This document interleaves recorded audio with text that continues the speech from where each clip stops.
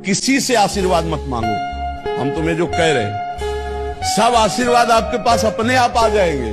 जैसे समुद्र किसी भी नदी की याचना नहीं करता, हर नदी अपने आप गिरती है, ऐसे धर्मात्मा पुरुष के पास हर सुख संपत्ति अपने आप आ जाएगी। और खूब आशीर्वाद मांग लो। 4 दिन की चांदनी है, इसके बाद फिर अंधेरी रात है।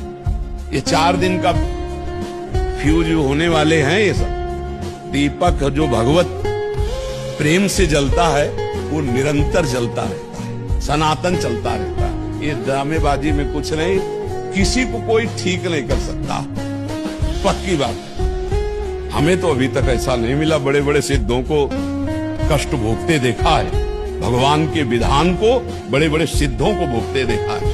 इसलिए मुझे विश्वास नहीं है कि कोई किसी के भी दुख को मिटा दे, ये विश्वास नहीं। और हमारा शास्त्र कहता है, भगवान के वचन झूठे नहीं हो सकते। भगवान कहते अवश्यमेव भोक्तव्यम कृतम कर्म शुभाशुभम, अवश्य जीव को भोगना पड़ेगा।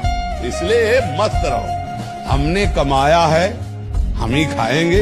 अब अगली कमाई अच्छी करेंगे। अब पीछे बाजरा बोया है तो हम दूसरे के गेहूं देखकर ललचाए नहीं, अपने बाजरा को खा लेते हैं। और अगली फसल हम काजू पिस्ता की बो देंगे तो काजू पिस्ता मिलेगा। अगली फसल हमारी गंदी नहीं होनी चाहिए, पिछली गंदी हुई है उसको। किसी से आशीर्वाद मत मांगो। हम तुम्हें जो कह रहे हैं, सब आशीर्वाद आपके पास अपने आप आ जाएंगे। जैसे समुद्र किसी भी नदी की याचना नहीं करता, हर नदी अपने आप गिरती। हमेशा मेरी ताकत बनने के लिए शुक्रिया, हमेशा मेरा ख्याल रखने के लिए शुक्रिया, हमेशा मुझे हर हाल में हर हालात में सपोर्ट करने के लिए शुक्रिया। कुछ तो लोग कहेंगे, जितना उनका दिमाग उतना कहेंगे। अगर हम लोगों के लिए जिए तब तो छोड़ दो कि तुम सुख शांति से जी सकते हो। लोग तुम्हें सुख शांति से, अगर उनके कथनानुसार चलोगे, लोगों का अलग दिमाग रहता है और सब लोगों की वृत्ति को हम प्रसन्न कर सके ऐसा असंभव। बस्ती में चले, लोग क्या कहते हैं ये हमें मतलब, हमको ये देखना है कि हम गलत तो नहीं है ना।